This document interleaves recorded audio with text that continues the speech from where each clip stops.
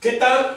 Vamos a hacer un problema de torcas generadas sobre un alambre que lleva corriente debido precisamente a un campo magnético. Vamos a ver el enunciado. Dice, se tienen dos secciones de alambre a lo largo de los cuales pasa la misma corriente de 12 amperes.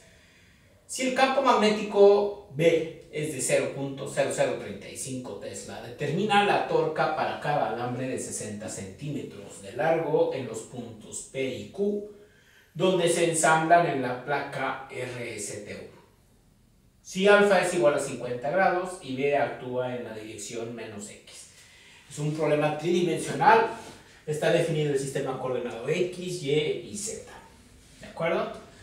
La placa está sobre el plano XZ, en el piso, por así decirlo, totalmente horizontal.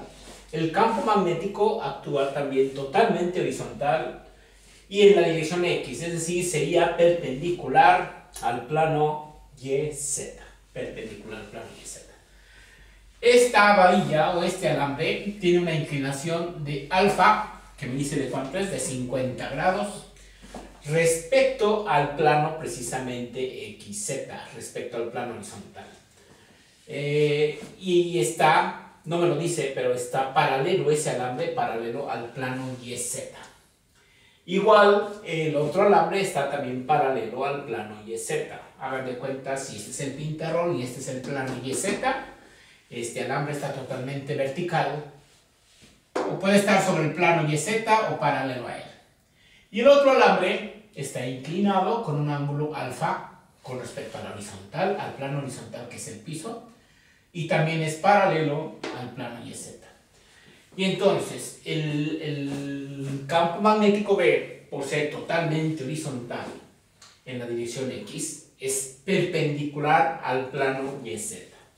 Y si es perpendicular al plano YZ y estos dos alambres están paralelos al plano YZ, significa que aseguro que ese campo magnético es perpendicular a ambos alambres. Lo podemos representar si lo observamos desde, digamos, una parte del eje X y observáramos el plano YZ. Aquí estaría el dibujo del plano YZ. Hacia la izquierda está el eje Z, hacia arriba el eje Y. El primer alambre está totalmente vertical. Aquí se observa que está perpendicular precisamente al plano. Es el simbolito de perpendicularidad. Por arriba de la placa están 3/5 partes de la longitud. Por abajo de la placa, 2/5 partes de la longitud. Para el otro alambre, por arriba están 2/5 partes de longitud y por abajo 3/5 partes de la longitud. Me dice que la longitud es de...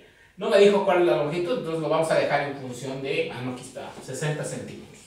A veces me cuesta trabajo ubicar los datos. 12 amperes, 60 centímetros y el campo magnético de 0.0035 teslas. Entonces el campo magnético va entrando en el pintarrón, por eso estoy poniendo crucitas. Y como los dos alambres son perpendiculares, pues no tengo que utilizar ningún ángulo para calcular la fuerza magnética que resulta sobre esos alambres. Lo que tengo que hacer es usar la regla de la mano derecha. Y aquí no me dijeron hacia dónde va la corriente. No me dice que es de 12 amperes. Vamos a ponerla que vaya hacia arriba. En ambos. Esta es la corriente y esta es la corriente. Entonces, si va hacia arriba, esta es la corriente y esta es la misma corriente Y. ¿Qué implica?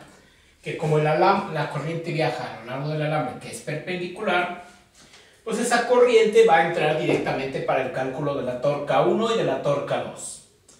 Pero para calcular torcas necesito ver qué fuerzas actúan sobre el alambre y si generan torcas alrededor del punto Q para el alambre 2 y alrededor del punto P para el alambre 1.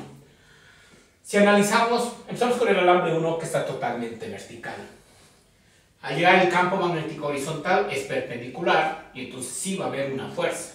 ¿Qué dirección tiene la fuerza? Primero es corriente hacia arriba, pero tengo que poner la mano volteada. ¿Por qué? Porque tengo que girar los dedos hacia dentro del pintarrón, en la dirección del pintarrón que es donde está actuando el campo.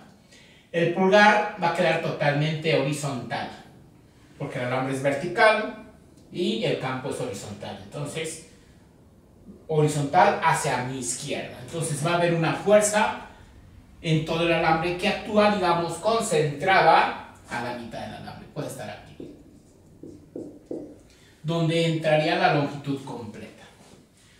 También sería válido poner una fuerza que corresponde a 2/3 de la longitud, exactamente a la mitad de la longitud que está arriba. Y otra fuerza que corresponde a 2/5 de la longitud. Dije el otro 2/3 no es 3/5 de la longitud, y aquí sería 2/5 de la longitud, y actuaría exactamente a la mitad. Pero sería calcular 2 fuerzas y calcular 2 torcas. Entonces mejor observamos que este punto que está exactamente a la mitad del alambre, esto me permitiría que esto es una longitud L/2. Para el otro alambre que está inclinado, el hecho de que esté inclinado no implica que la fuerza vaya, que tenga que calcular una componente del campo, no. El campo es totalmente perpendicular. Y entonces el alambre va inclinado hacia arriba, la corriente va en esta dirección. El campo tendría que obtenerlo, tenía que identificarlo entrando en el pintarrón. Hacia adentro van los dedos de la mano. El pulgar va a apuntar inclinado perpendicular al alambre. Tiene que ser perpendicular al campo, perpendicular al alambre. Si el campo es perpendicular al pintarrón, la fuerza está sobre el pintarrón.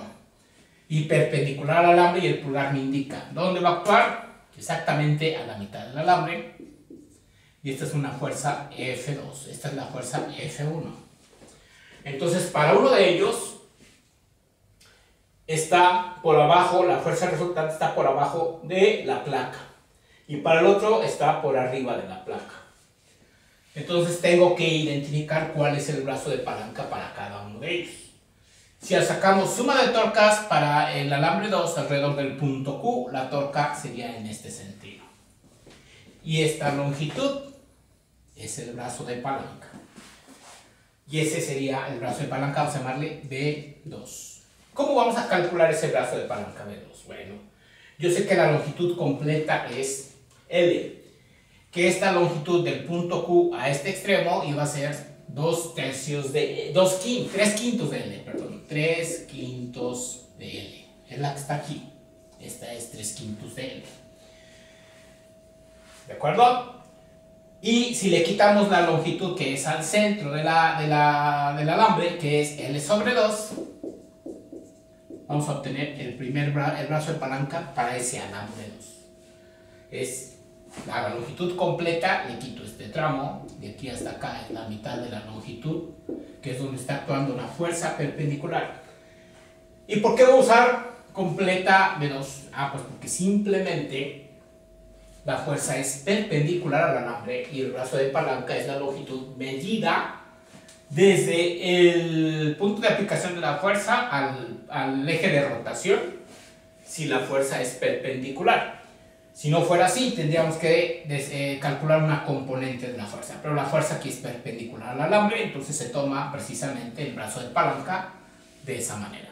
Y ese brazo de palanca de 2 va a ser 3/5, vamos a sacar como un denominador, 10 entre 5, 2, por 3, 6L. 10 entre 2, 5, por 1, 5L. 6 menos 5, L/10. Pues ese es el primer brazo de palanca, entonces esta sería la torca 2. La torca 2 es la fuerza de F2 por el brazo de palanca L/10. La torca 2, ¿de dónde va a salir la fuerza? Sabemos que la fuerza es B por I por L por el seno de teta. Siempre y cuando haya un ángulo entre la componente del campo magnético y la longitud, pero la longitud siempre fue perpendicular el campo magnético siempre es perpendicular a la longitud. Entonces esto en este caso vale 1 porque son 90 grados. Y entonces para ambos alambres vale la misma fuerza, es la fuerza 1 y es la fuerza 2 porque el campo es el mismo, la corriente es la misma y es la misma longitud. Entonces de una vez calculamos esa fuerza que sirve para los dos alambres, 0.035 teslas. ¿Cuánto fue la corriente? 12 amperes. ¿Y cuál es la longitud? 60 centímetros. Estos 60 centímetros me conviene pasarlos a metros. 60 entre 100 es 0.6 metros. Vamos a ver cuánto vale esa fuerza. ¿Y por qué va a ser newtons? Vamos a ver ahorita. 0.6 por 12 por 0.0035 da 0.0252 newtons. ¿Por qué van a ser newtons? Porque los teslas son newton sobre amper metro. Luego multiplicamos por amper y multiplicamos por metro. Amper y metro se van con amper y metro y queda simplemente newtons.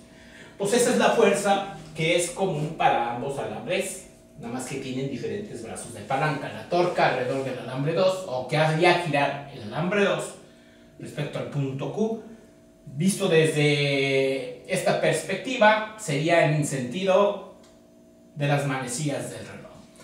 Y esta fuerza, que es de 0.0252 newtons, se multiplica por la longitud, que son 0.6 metros, pero se divide entre 10.